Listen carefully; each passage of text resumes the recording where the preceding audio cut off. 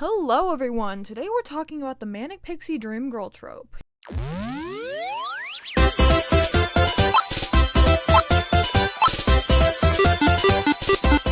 You know, that quirky girl who shows up in that sad boy's life with bangs and often a vinyl collection? Ramona Flowers, Jess from New Girl, the list goes on, there's so many. The term manic pixie dream girl was coined by a filmmaker in 2007, basically titling characters who were written like emotional support fairies. They were usually added to the plot as a love interest for some sad boy with a guitar to make his life better, except they never had any character development by themselves. She's fun and spontaneous and usually says cryptic shit like, "I hate being normal," or something equally annoying and weird. No goals, no arc, no storyline by herself, just funky makeup and a lot of unpacked trauma.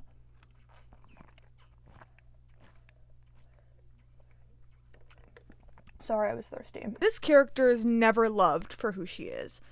The main character is usually the one who's in love with her, and he's usually in love with more of the idea of her and how like interesting and cool it makes him feel than actually being in love with her.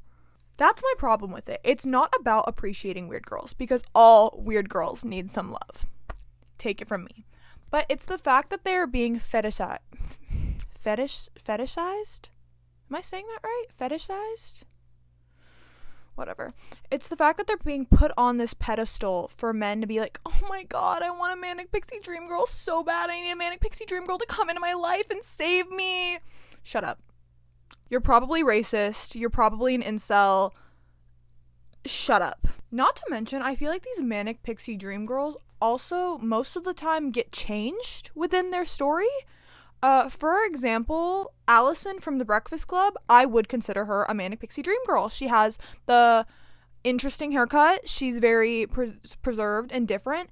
And by the end of the movie, they completely change her aesthetic and personality, change her hair, and put her with a jock. I can see your face. Is that good or bad? It's good. Shut up. This character will take the protagonist to a random zoo in the middle of the night and be like, "Scream into the void and you're healed now." And then she'll have like a crying scene and he'll like crash out. He'll be like, "You're too much to handle, you're too much to handle," and he'll dip. He's gone. That manic pixie dream girl character is always told to stay small. They often put her in a box where she's not allowed to be herself. And if any of the other characters see her be herself, they geek. Like, they geek out. It's so funny because then the manic pixie dream girl is categorized as like evil and chaotic for having a personality. I'm sorry guys, I'm very heated about this topic because I once was a manic pixie dream girl who got her sparkle dimmed. But we're back now! It really bothers me because real people are not plot devices.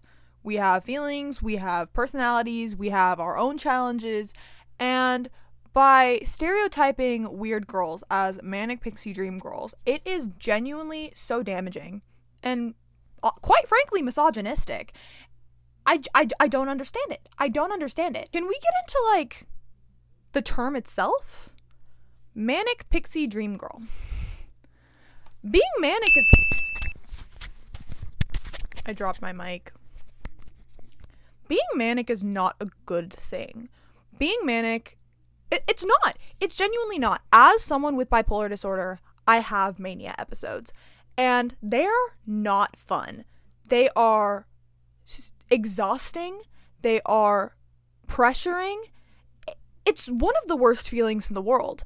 And for this to be romanticized and like wanted is so weird. Where is the barrier from interesting character to romanticization of mental illness? Like, do you understand what I'm saying? Am I doing too much? Is this too much? Is this too much?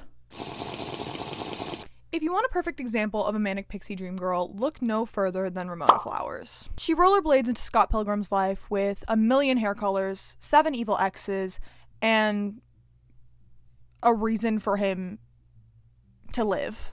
Which is so funny because he already has a girlfriend at the start of the film. To be fair, she is like a child. Ew! I'm pretty sure she's my age, actually. What are we doing, guys? What are we doing? She's like mysterious, cool, and like aloof, but we never actually get any depth to her. The entire time, it's kind of just Scott trying to like win her as a prize and like defeat her 7 evil exes so that he can get her. And I don't know. I'm not a fan of it, guys. And don't get me wrong, I literally love Scott Pilgrim. I love that movie. I love the soundtrack. I love the actors. It's Michael Cera could get it any day, okay? I'm Michael Cera, and I'm pleased to announce that this is my cream. Usually when these male characters are in love with these manic pixie dream girls, it's never actually love. Like, there's never a happy ending or love. It's always some sort of side quest. Another example is Summer from 500 Days of Summer. I've watched that film a million times, and to this day, I could not tell you who's in the right. I think they struggled with miscommunication, and I think that the movie is actually a horror movie disguised as a rom-com. But even in that movie, he's chasing her the whole time, and he never truly understands her. He never understands what she wants. She's this like idea of a soulmate that he wants this idea of her, but crashes out when he sees the real her. Let's get it straight. The manic pixie dream girl is just something to give sad men something to hope for. Sad incel men a hope for romance. And it's showing these sad incel men that the only women who will go for them are mentally ill girls who dye their hair and are so mysterious and quirky. And it's really strange. And I used to study this trope so much because I thought it was so interesting. But looking back at it, it's so fucking strange. And I know I'm going to get the looks maxers in my comments. I know I'm going to get the incels in my comments. I know I'm going to get the people in my comments who are like, are you allergic to joy, whimsy, and fun? No. I'm allergic to misogyny and sad men trademark. They are exhausting to be around. And sure, the aesthetic is cute, you know, bangs, Converse, tote bags with emotional baggage, Polaroids. But the way all of these characters are written is so hollow. Because I love a complex character. I think complex characters are so whimsical and wonderful. I think a good manic pixie dream girl is Nat from Yellow Jackets. She gives the vibe. She's mysterious, she's different, she's quirky, she's like not like everyone else, but she's not intolerable. And she has a story arc and she has character development. And she's not there. Sure, okay, I'm gonna keep it a buck. She does have a sad boyfriend. This one is for the girls with the boom system, top down AC with the cooling system. But her entire existence isn't based off of her having a sad boyfriend. What really gets me is that these girls are only allowed to be weird, like, aesthetically. You know what I mean? Like, they can dye their hair, they can listen to rock music, but the second they have mental health issues or, God forbid, boundaries, they're made out to be like demons. Like, oh my God, this manic pixie dream girl broke my heart because she wouldn't let me have sex with her. Help me, God, help me. And these movies never show what happens afterwards. Like, we see the glitter, we see the magic, but she disappears and we never see what happens to her. Usually the movie just ends with the male protagonist being all depressed because he lost his manic pixie dream girl. But like, she usually loses a lot more than that. She's never written to be loved, just admired, which is basically just another word for objectified. And I'm kind of tired of pretending that it's like the best movie trope to exist because it's not. I keep dropping my mic. Take it from the manic pixie dream girl herself. You don't want one.